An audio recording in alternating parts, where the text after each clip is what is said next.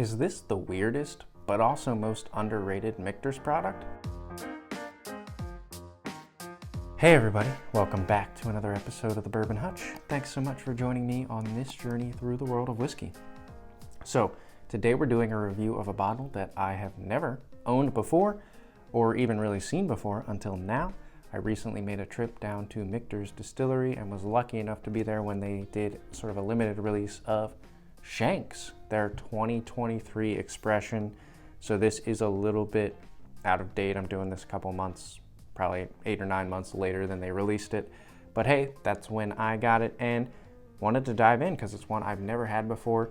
I've had a personally kind of up and down relationship with Michter's.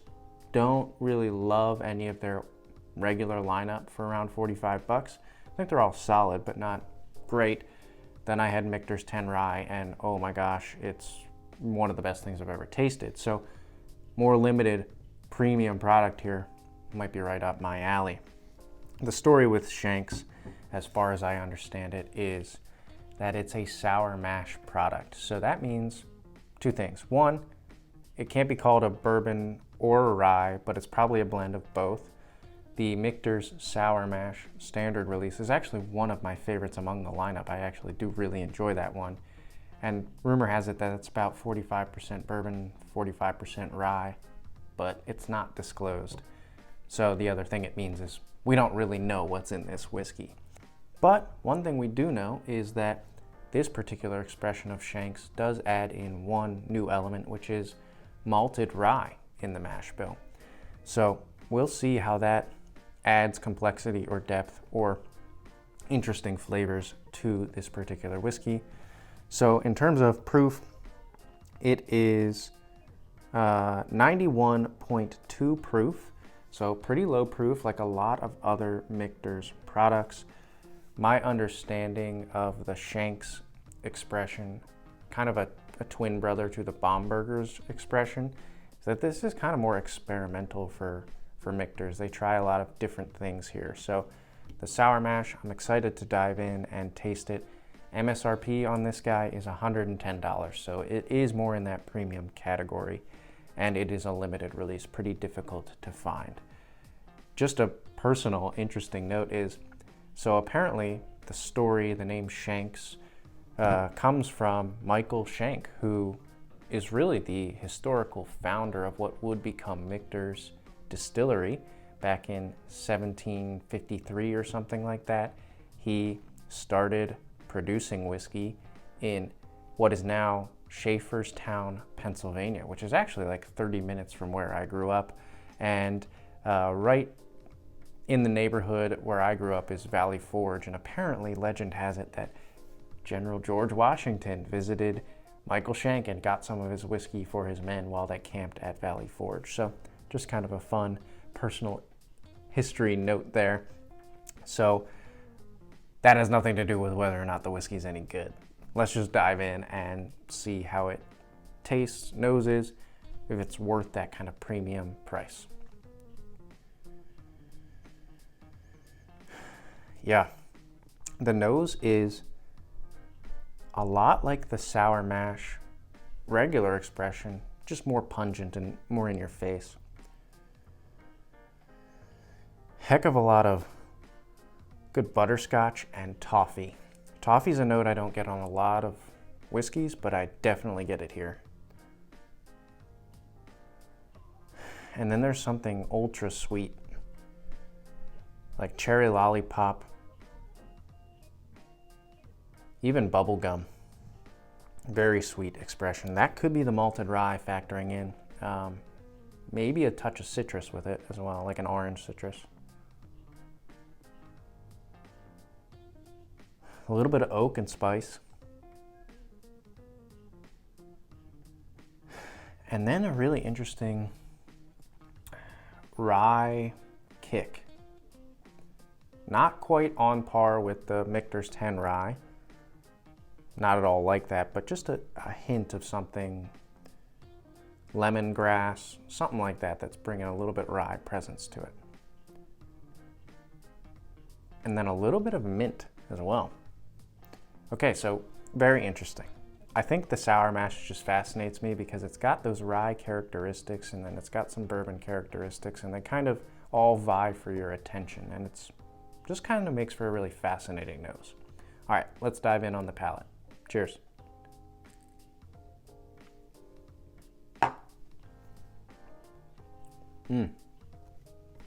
That's pretty dang good. So it really came forward with that, like, whatever that lemongrass, a little bit of spicy rye kick to it, and then settled down into this toffee butterscotch creaminess. The mouth feels pretty dang good. But yeah, the amount of toffee and butterscotch I'm getting on, especially like the mid palate into the back end, it really smooths out. I wouldn't say the finish is particularly long and flavorful. It's more in that medium category, but the front end of the palate and the mid part of the palate were really flavorful. All right, now that we got it on the palate, let's go in for a second sip, see what more flavors we can pick out. Cheers.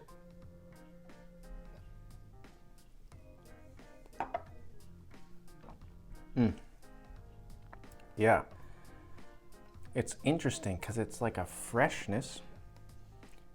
That mint came forward for me on the mid part of that sip as well.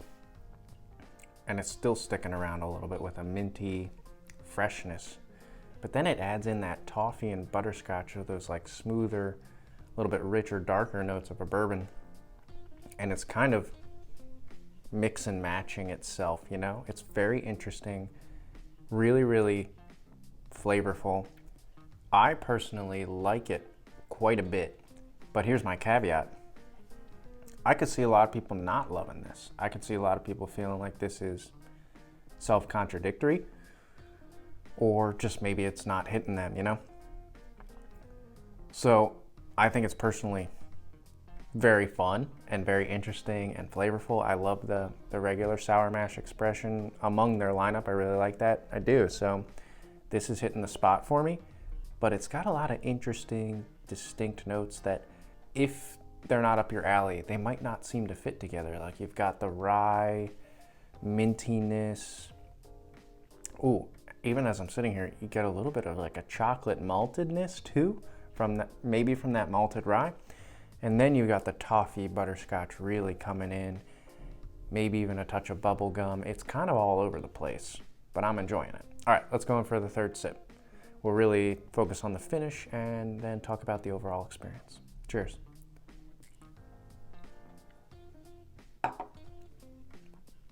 Yeah, just continues to kind of fascinate me. What I would say about the beginning and middle of the sip is it's more of a aggressive herbal rye forward experience for me. Mint, even some rye spice, and a little bit of an astringent quality, but not too much. Mouth feels really nice though. And then it settles down into this toffee butterscotch creaminess that I'm really enjoying. And the finish keeps me sticking around with some spice. Again though, oh, even like maybe a coffee or espresso bean note on the back end. Fascinating. Again, that's the word that keeps coming to mind. It's just like a fascinating whiskey. I think again, like I mentioned, caveat or thing I've observed about whiskeys that I consider fascinating or interesting is that they're not universally regarded as great. Some people, when you get a fascinating whiskey, they're like, ooh, really intriguing, really want to dig into that, I'm enjoying this. Some people are like, ooh, not my jam, not loving it. It's different when you get, an Elijah Craig barrel proof C923. Everybody who sips that is like, that's a fantastic bourbon. I don't think everybody who sips this is going to say, I think that's a fantastic whiskey. Some people who sip it though are going to say, that is one of my favorite whiskeys. I'm falling more in that category of like, really liking this a lot and finding it fascinating and interesting, but I can see you or others not saying this is one of your favorites. That's part of probably the DNA of this product, which is Michter's kind of experimenting a little bit more, trying new things and thinking a little more outside the box. Okay, I talked a lot in this video. Sorry if it's been a bit long and me just kind of chatting away, but I find this one very interesting. It's fun to get to dive into and kind of explore the different flavors and chat through them. Would love to hear in the comments below, especially what you think of this one if you've had it. I'm just gonna be, again, fascinated to see what happens in the comments if you've tasted it. I'm anticipating some loving it, some hating it. Very interesting. The other part of the equation here is $110. That's kind of a lot to ask for something that might be hit or miss for you just in terms of profile. What I can say is I really enjoyed the expression. I probably will look for more Shenks in the future just because I like the sour mash experience, and I'm curious to know how this thing develops. Even as I sit here though, I'm still getting a little bit of flavor, like a chocolate mintiness. Fascinating. Anyway, let me know in the comments below what you think. Crazy, interesting whiskey. Glad I have it though. Okay, while you're at it, please hit the like button on this video. Helps get it out to more people, even though I'm late on this review. Would love to get more people talking about this whiskey. And then if you haven't already, please consider subscribing to the channel. Hoping to release a lot more fun, interesting, great, relaxing content for you for the rest of 2024 and beyond. Till I see you guys again for another video, all I can say is keep drinking good whiskey. Hopefully it's fascinating, and cheers.